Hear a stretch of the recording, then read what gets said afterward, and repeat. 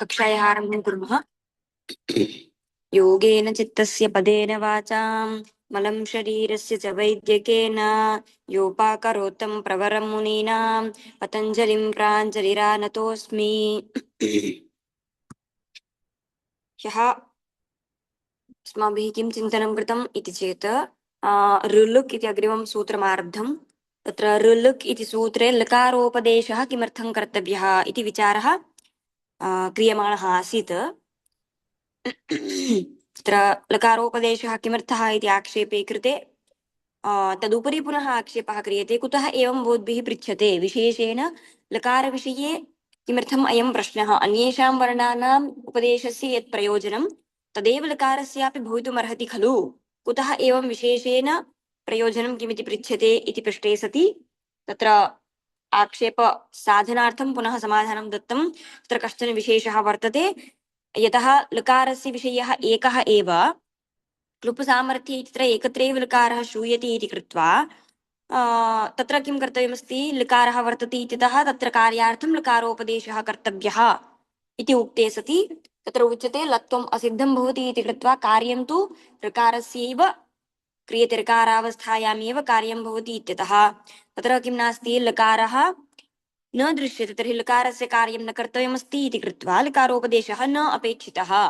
तर्हि किमर्थं लकारोपदेशः क्रियते इति आक्षेपे कृते तदुत्तरत्वेन वार्तिकं पठितमासीत्। लकारोपदेशः यदृच्छाशक्तिजानुकरणप्रत्याद्यर्थः इति।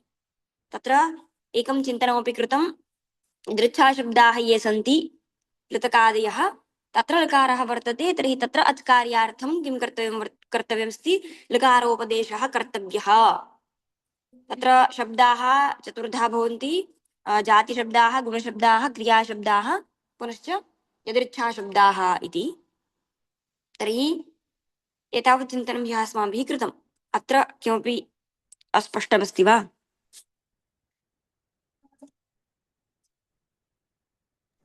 नास्ति स्पष्टम् स्पष्टम् इति भावयामि। तर्हि अधुना अग्रे गच्छामः। प्रदीपः वक्तव्यः वर्तते अस्य वार्तिकस्य, पठन्ति वा?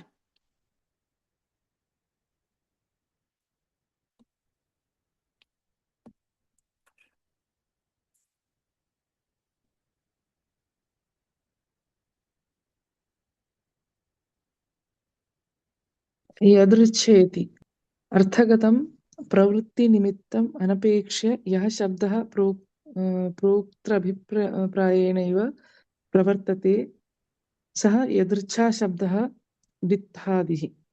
ऋकार लकारयोः सवर्णविधिरित्यस्य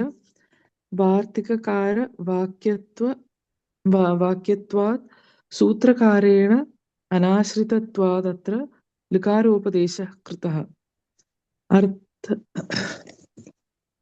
अर्थवत् सूत्रारम्भाच्च अव्युत्पन्ना यदृच्छा शब्दाः सन्ति इत्यवगम्यते। गव्यादीनां तु गवादिभिर्निवर्तितत्वात् असाधुत्वम्। ऋतकशब्दस्त्वर्थाश्रयेणैव विनियुक्त इति लुतकशब्दस्य अनिवर्तकः। तत्र यदृच्छाशब्दः इत्युक्ते कः इति चेत् प्रतिपकारः वदति, अर्थगतं प्रवृत्तिनिमित्तम् अनपेक्ष्य यः शब्दः प्रयोक्तृभिप्रायेणैव प्रवर्तते सः यदृच्छाशब्दः इति उच्यते। यथा डित्थादिः इति उक्तम्। प्रवृत्तिनिमित्तम् इत्युक्ते प्रवृत्तिं प्रति निमित्तं, प्रवृत्तिनिमित्तं। शब्दः एकः कश्चन प्रवर्तते चेत् शब्दस्य प्रवृत्तिं प्रति यद् निमित्तं भवति तत् प्रवृत्तिनिमित्तम् इत्यनेन उच्यते। यथा इदानीं कस्यचित् नाम देवदत्तः इति भवति। देवदत्तः इति नाम तस्य किमर्थं क्रियते इति चेत् देवेन दत्तत्वं तस्मिन् वर्तते, अतः सः देवदत्तः इति उच्यते। तर्हि देवेन दत्तत्वम् इति यत् प्रवृत्तिनिमित्तं तत् तत्र अस्ति इति कृत्वा किं क्रियते, देवदत्तः अयम् इति तत्र किम् अस्माभिः शब्दः नामकरणं क्रियते तस्य। तर्हि प्रवृत्तिं देवदत्त इति शब्दस्य प्रवृत्तिं प्रति निमित्तं किम् इति चेत् देवदत्तत्वं, देवेन दत्तत्वं प्रवृत्तिं प्रति निमित्तं। सम्यक् वा? तर्हि अर्थगतं प्रवृत्तिनिमित्तं यत्र अस्ति सः यदृच्छाशब्दः इति न कथ्यते। यथा देवदत्तः, तत्र किञ्चित् अर्थं मनसि निधाय सः शब्दः अस्माभिः प्रयुज्यते, सम्यक् वा? परन्तु यत्र अर्थगतं प्रवृत्तिनिमित्तं नास्ति, कमपि अर्थं मनसि निधाय सः शब्दः तत्र न प्रयुज्यते, तर्हि अर्थगतं प्रवृत्तिनिमित्तम् अनपेक्ष्य यः शब्दः श्रोत्रा प्रयुज्यते, सः शब्दः किमिति उच्यते? यदृच्छाशब्दः इति कथ्यते, सम्यक् वा?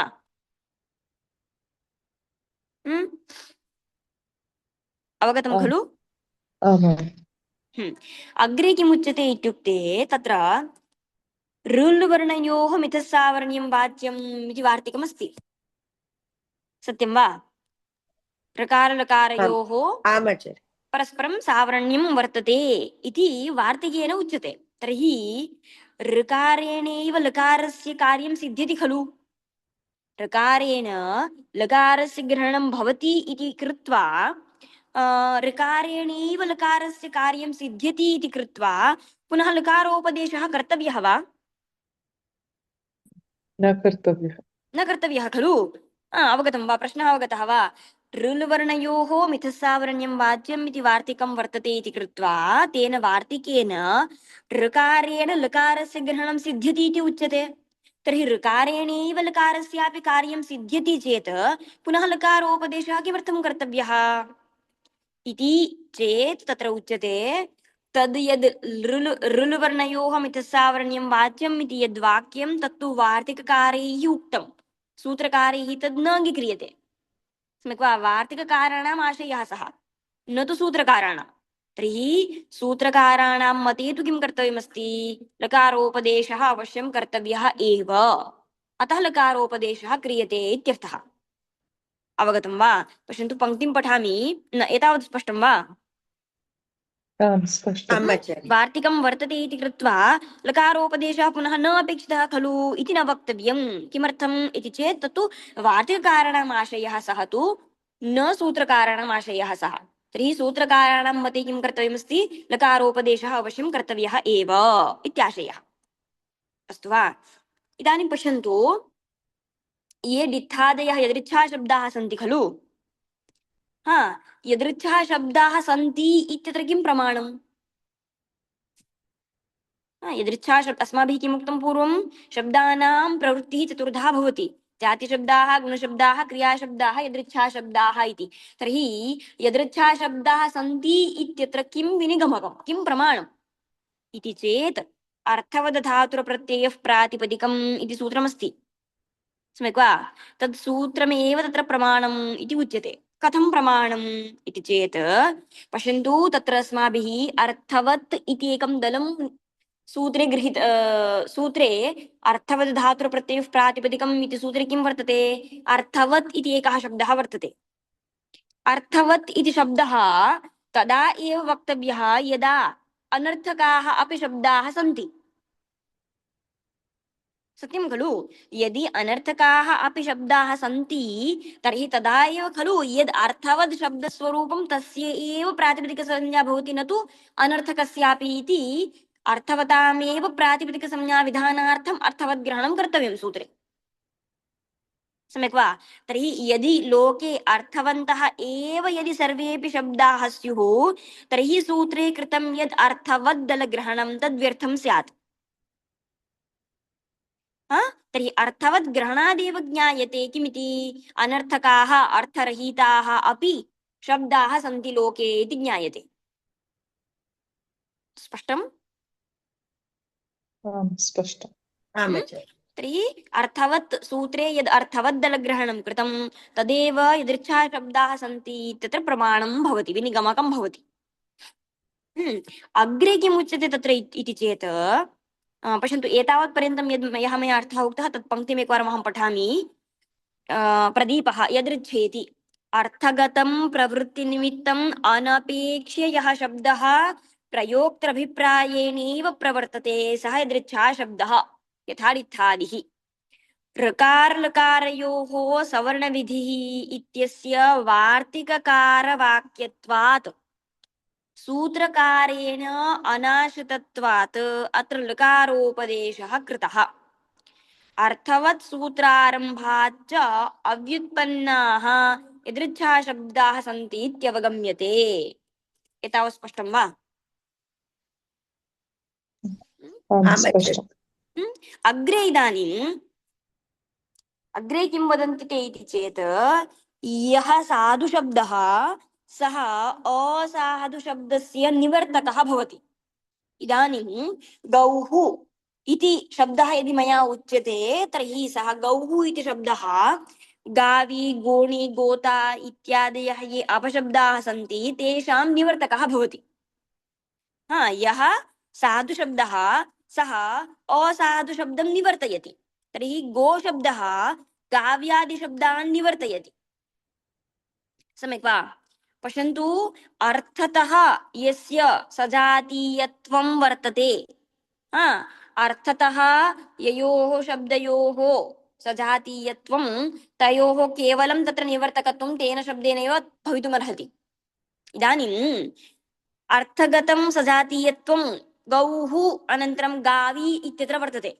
गौः इति शब्दः अपि शास्नादिमत् पदार्थं निमित्तीकृत्य प्रवर्तते। गावी इति शब्दोऽपि शास्नादिमत् पदार्थं निमित्तीकृत्य एव प्रवर्तते। सम्यक् वा? तर्हि अर्थतः सजातीयत्वं वर्तते गोः पुनश्च गावी इति शब्दयोः। अतः किं भवति तत्र? गौः इति शब्दः गावी इति अपशब्दस्य निवर्तकः भवति। तर्हि अर्थतः सजातीयस्यैव निवृत्तिः भवितुमर्हति, न तु तद्भिन्नस्य। सम्यक् वा? तर्हि सजातीयत्वं नाम किम्? ज्ञायते वा? सजातीयस्यैव निवृत्तिः भवितुमर्हति। तर्हि सजातीयं नाम किम् इति वक्तव्यम्। सजातीयं, जातित्वं तत्र हा, जातित्वं तत्र समानं दृश्यते, तस्मिन् जातित्वं यत् जातित्वं अस्ति। सम्यक् सत्यम्। इत्युक्ते तत्र एकं लक्षणम् एवं वक्तुं शक्यते। पश्यन्तु, एकप्रवृत्तिनिमित्तकत्वे सति अन्वाख्यातम् अनन्वाख्यातस्य निवर्तकम् इति वक्तुं शक्यते। निवर्तकं सजातीयं यदस्ति तस्यैव निवर्तकं भवति। तर्हि निवर्तकं किम् इति यदि वक्तव्यं तर्हि एवं निवर्तकं वक्तुं शक्नुमः। एकप्रवृत्तिनिमित्तकत्वे सति अन्वाख्यातम् अनन्वाख्यातस्य निवर्तकम् इति वक्तुं शक्नुमः। एकमेव प्रवृत्तिं निमित्तीकृत्य एकप्रवृत्तिनिमित्तकत्वे सति शास्नादिमत् पदार्थं प्रवृत्तिनिमित्तं निमित्तीकृत्य एव गौः पुनश्च गावी इति शब्दद्वयमपि प्रवृत्तम्। तर्हि एकप्रवृत्तिनिमित्तकत्वे सति यद् अन्वाख्यातं, यद् शास्त्रान्वितः यः गौः इति शब्दः, यद् अन्वाख्यातं गौः इति यः शब्दः, सः अन्वाख्यातस्य शास्त्रेण यद् न व्याख्यातं तादृशस्य गावी इति शब्दस्य निवर्तकः भवति। स्पष्टं वा? गोशब्दस्य यत् प्रवृत्तिनिमित्तं तदेव गावीशब्दानामपि वर्तते, गाव्यादिशब्दानामपि वर्तते। अतः गौः इति यः शब्दः सः गावीशब्दं निवर्तयति। निवर्तितत्वादेव गाव्यादिशब्दाः असाधवः इति ज्ञायते। एतावत् स्पष्टं वा?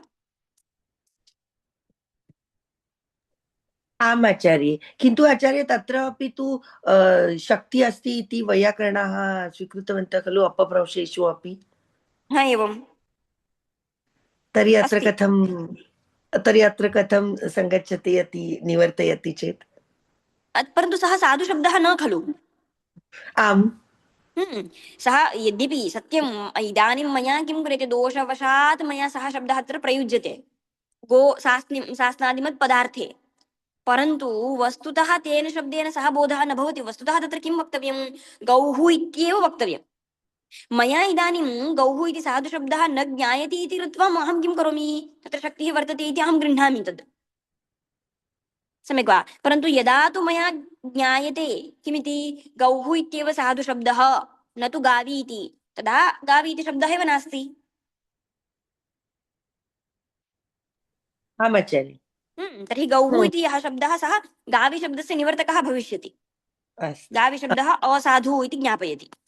हम्म, ज्ञानेन हा ज्ञानेन ज्ञायते तत्। एवमेवम्।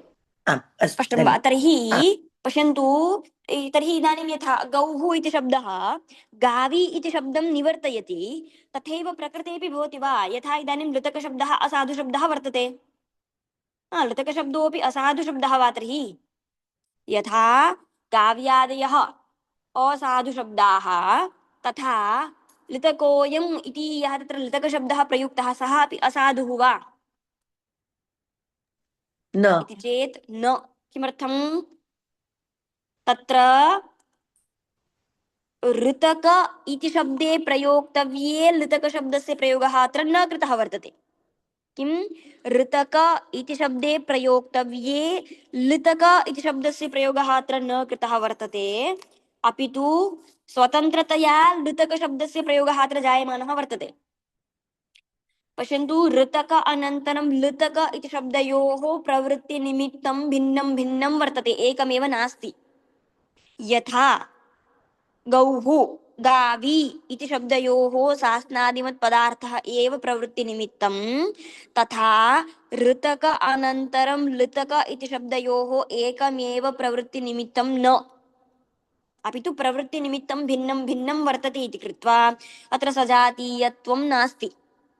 तर्हि सजातीयत्वाभावात् ऋतकशब्दः यः वर्तते तेन लृतकशब्दस्य निवृत्तिः भवितुं नार्हति। स्पष्टम्? आमाचार्य। पंक्ति आम् पठामि। स्पष्टम्। गाव्यादीनां तु गवादिभिः निवर्तितत्वाद् असाधुत्वम्। हा, गाव्यादयः ये शब्दाः सन्ति ते असाधवः। किमर्थम् इति चेत् गौः इति साधुशब्देन तस्य निवृत्तिः भवति इति कृत्वा। परन्तु ऋतकशब्दस्तु अर्थाश्रयेणैव विनियुक्तः इति लृतकशब्दस्य अनिवर्तकः। ऋतकशब्दः किञ्चित् अर्थं मनसि निधाय प्रयुज्यते, परन्तु लृतकशब्दः न तथा इति कृत्वा लृतकशब्दस्तु केवलं शब्दस्वरूपं ज्ञापयितुं प्रवृत्तः। तर्हि तयोः प्रवृत्तिनिमित्तं समानं नास्ति इति कृत्वा यः ऋतक इति शब्दः सः लृतकशब्दस्य निवर्तकः भवितुं नार्हति। तर्हि लृतकशब्दः वर्तते, तत्र यः लकारः तत्र अच्कार्यार्थं तस्य उपदेशः कर्तव्यः भवति इति सिद्ध्यति। स्पष्टम्? आम् तर्हि आमाचार्य। यदृच्छाशब्दाः सन्ति तत्र यदृच्छाशब्देषु यत्र लकारः श्रूयते तत्र कार्यार्थं लकारोपदेशः कर्तव्यः इति एकं प्रयोजनमुक्तम् लकारोपदेशस्य। इतोपि एकमुक्तमासीत् अशक्तिजानुकरणार्थः लकारोपदेशः कर्तव्यः इति वार्तिके। लकारोपदेशः यदृच्छा अशक्तिजानुकरण इति द्वितीयं प्रयोजनमस्ति। अशक्तिजानुकरणम् इत्युक्ते किम् इति चेत् तत्र उच्यते शक्तिः इत्यनेन प्रकृते किं गृह्यते इति चेत् स्थानशक्तिः। वर्णानाम् उच्चारणस्थानशक्तिः या वर्तते सा शक्तिः अत्र प्रकृते गृह्यते। सम्यक् वा? मूर्धादि स्थाने उच्चारणीये या अस्माभिः शक्तिः उपयुज्यते खलु सा शक्तिः प्रकृते इदानीं विवक्षिता।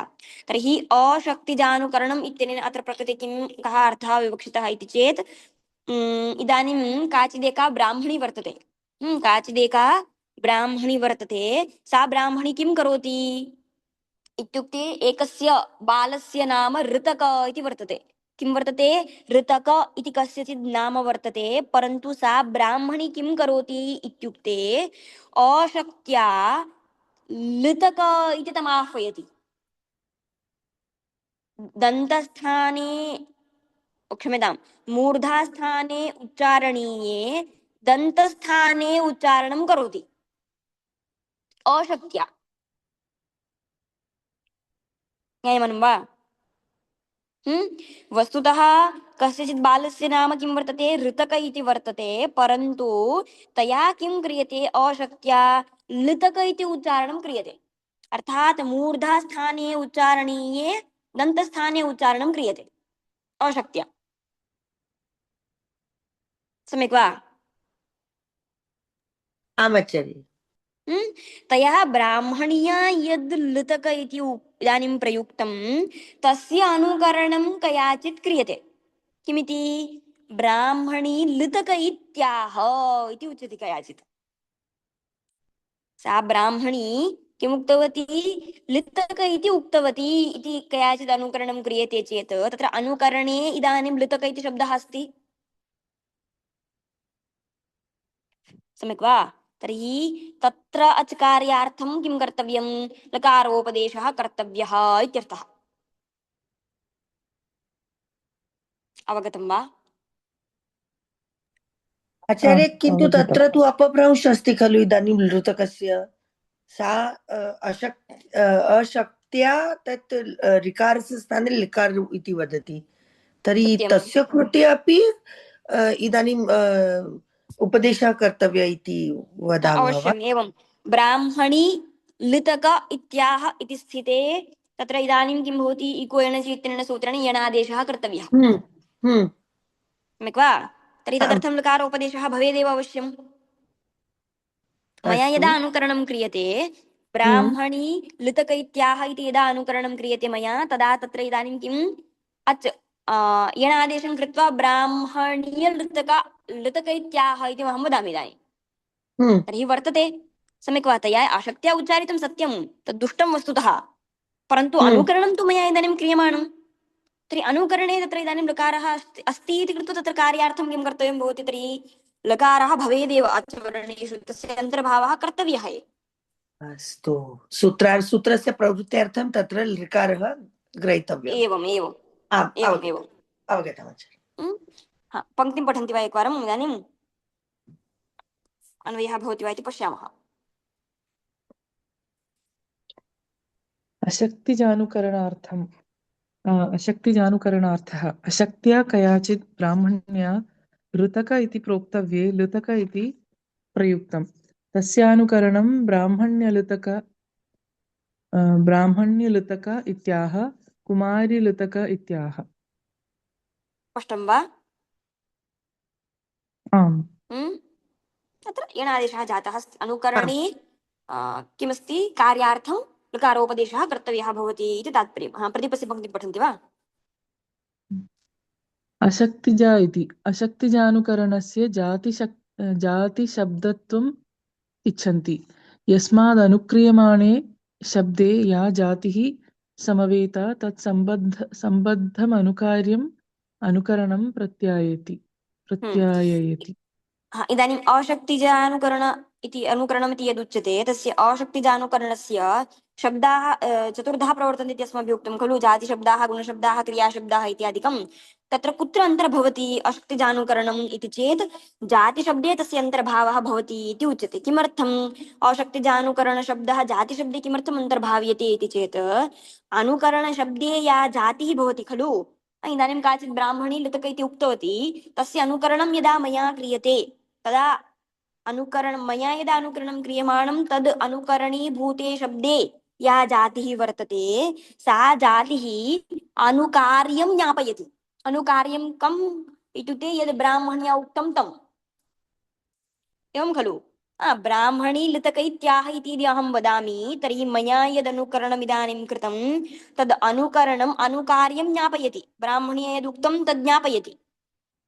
सत्यं खलु? तर्हि अनुकरणे या जातिः वर्तते सा जातिः अनुकार्यं ज्ञापयति इति कृत्वा अनुकरणशब्दः यः सः जातौ अन्तर्भवति इति उच्यते। स्पष्टं वा? अशक्तिजानुकरणस्य जातिशब्दत्वम् इच्छन्ति। किमर्थं? यस्मादनुक्रियमाणे शब्दे, यस्मात् इत्युक्ते अनुकार्यात्, यस्मादनुक्रियमाणे शब्दे या जातिः अनुकरणे या जातिः समवेता, या जातिः तत्र समवेता वर्तते सा तत्सम्बद्धमनुकार्यम् अनुकरणं प्रत्याययति, ज्ञापयति। प्रत्यायति इत्युक्ते ज्ञापयति इत्यर्थः। अतः यः अनुकरणशब्दः सः जाताव अन्तर्भवति इति ज्ञायते। स्पष्टं वा? स्पष्टम्। आम् अस्तु, अद्य एतावत् भवतु। अत्र समापयामः। एकवारं दृष्ट्वा आगच्छामः। यदि अत्र प्रश्नाः भवन्ति चेत् प्रष्टुं शक्यन्ते। अत्र इदानीं किमपि प्रष्टव्यमस्ति वा? न आचार्य। तर्हि अत्र न समापयामः। योगेन चित्तस्य पदेन वाचां मलं शरीरस्य च वैद्यकेन योपाकरोत्तं प्रवरं मुनीनां पतञ्जलिं प्राञ्जलिरानतोऽस्मि। धन्यवादः। धन्यवादाः। राम राम। धन्यवादः। धन्यवादः आचार्य। नमस्कारः। शुभदिनम्।